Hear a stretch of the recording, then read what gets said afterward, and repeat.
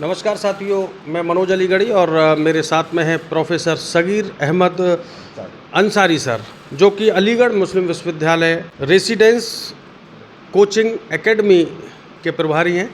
और जब से सर ने यहाँ पर चार्ज संभाला है, दिन दूनी और रात चौगनी स्टूडेंटों की शिक्षा में और गुणवत्ता में क्वालिटी हो रही है। उसका परिणाम ये है कि आज ही प्रातः जब समाचार पत्रों में आपने देखा होगा कि कई बच्चों का सिलेक्शन हुआ है आईएएस में, तो वो सर की ही मेहरबानी से है। हम बात करते हैं सर से बच्चों की कामयाबी पर। कैसा महसूस कर रहे हैं सर? देखिए, जब भी बच्चे कामयाब होते हैं तो बहुत खुशी होती है, क्योंकि हम यहाँ पे सिर्फ बच्चों के लिए ही काम कर रहे हैं।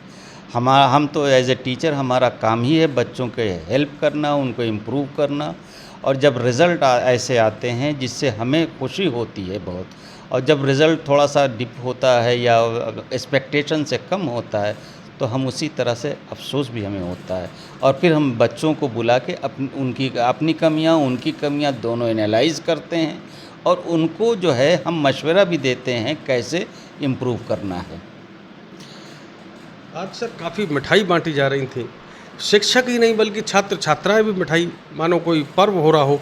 ये क्या मामला था जो इस तरीके के मिठाई आयोजन चल रहा है सर? कल UPSC 2020 main result final declare हुआ इंटरव्यू के बाद।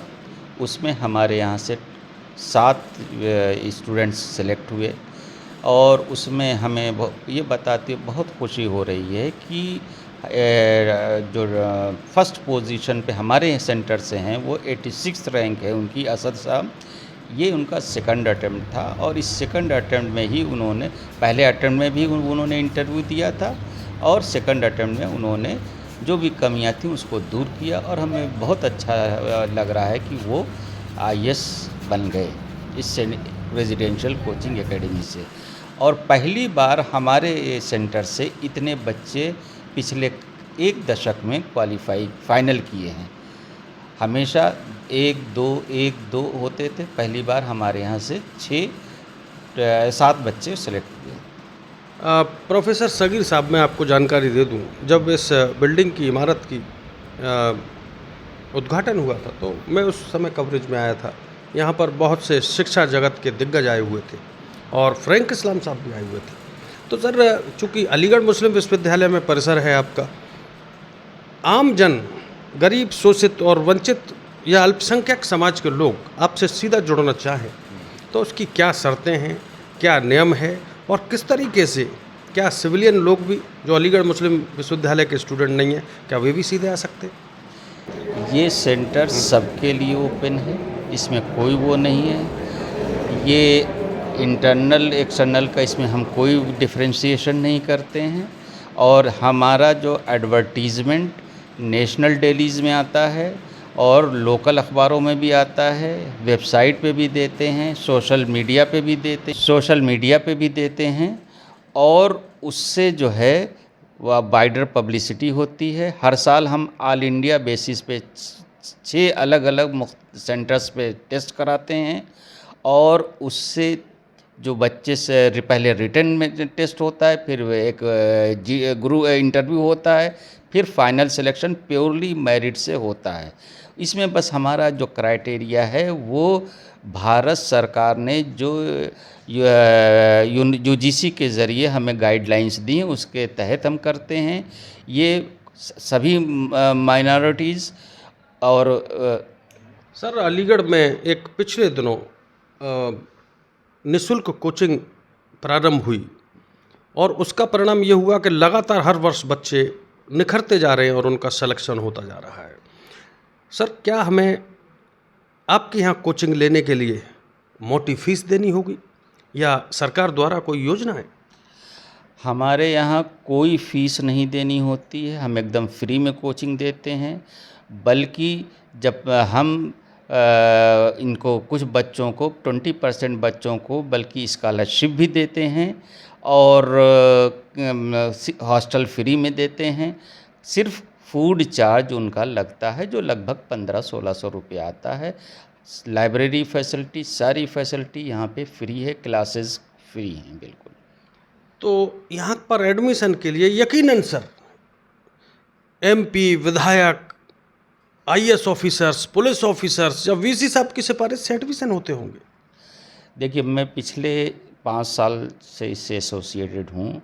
इस बीच में कभी में हमारे वाइस चांसलर साहब ने कोई हमें प्रेशर नहीं दिया। उन्होंने मुझे पूरा फ्री हैंड दिया।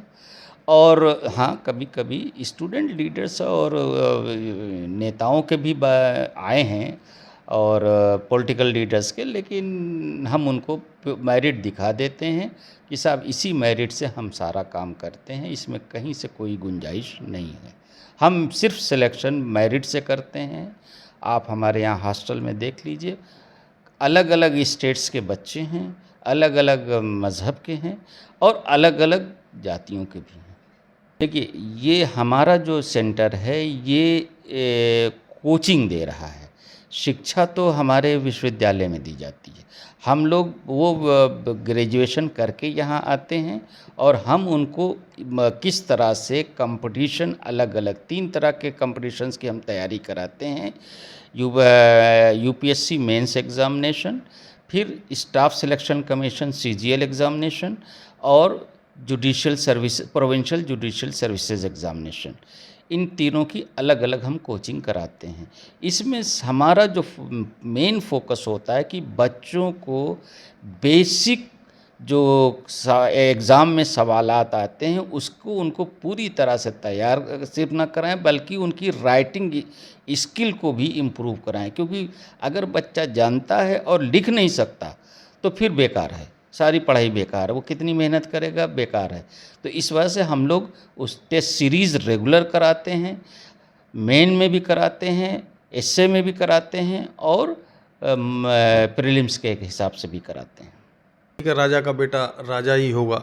अंबेडकर साहब ने कहा कि अब रानी का पुत्र राजा नहीं बल्कि अल्पसंख्यक दलित मजदूर का बेटा शिक्षा के माध्यम से राजा होगा। तो इस मुहिम में आप कहाँ तक खड़े दिखाई दे रहे हैं सर? देखिए, पिछले 4-5 सालों में हमारे यहाँ से शेड्यूल कास्ट, शेड्यूल ट्राइब के काफ़ी बच्चे सेलेक्ट हुए। पिछले साल शेड्यूल ट्राइब लड़का एक था, वो जो है आईएएस बना है इस सेंटर से, उसको आईएएस मिला। और अभी इस साल हमारे रिंकू सिंह, ये एससी ही कैटेगरी के हैं, लेकिन इन्होंने काफ़ी मेहनत किया। शुरू में इनको ये पीसीएस ऑफिसर बने और अब सिविल सर्विसेज क्वालिफाई कर लिया यूपीएससी 2022 और उनको एक अच्छी एलाइड सर्विस मिल जाएगी। सर, बहुत से लोग परीक्षाएं देते हैं अक्सर और उनको निराशा हाथ लगती है। ऐसे तलेबाओं के लिए, ऐसे कंपटीशन में जाने वाले कंपटीटर्स के लिए क्या मैसेज देना चाह रहे हैं सर? देखिए, कंपटीशन में तो ये है कि आप कभी कामयाबी मिलेगी, कभी नाकामी मिलेगी।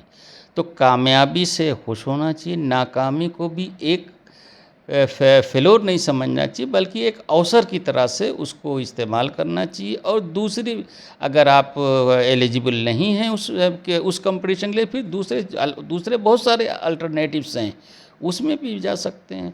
मैंने ये देखा है कि जो बच्चे यूपीएससी की तैयारी करते हैं, अगर किसी वजह से यूपीएससी में नहीं सेलेक्ट हुए तो प्रोविंशियल सिविल सर्विसेज में बड़ी आसानी से वो सेलेक्ट हो जाते हैं। और ऐसे बहुत सारे एग्जाम्पल हमारे यहाँ हैं जो यूपीएससी नहीं निकाल पाए, लेकिन स्टेट सिविल सर्विसेज निकाला है उन्होंने। तो हमारे साथ में थे सगीर अहमद अंसारी सर। सर ने बताया कि जो बच्चे कंपटीशन के दौरान कुछ पीछे रह जाते हैं, उनको रुकना नहीं है, निरंतर आगे बढ़ते रहना है और यकीनन उन्हें एक दिन सफलता ज़रूर मिलेगी। मैं हूं आपका अक्स निगार सहाफ़ी मनोज अलीगढ़ी।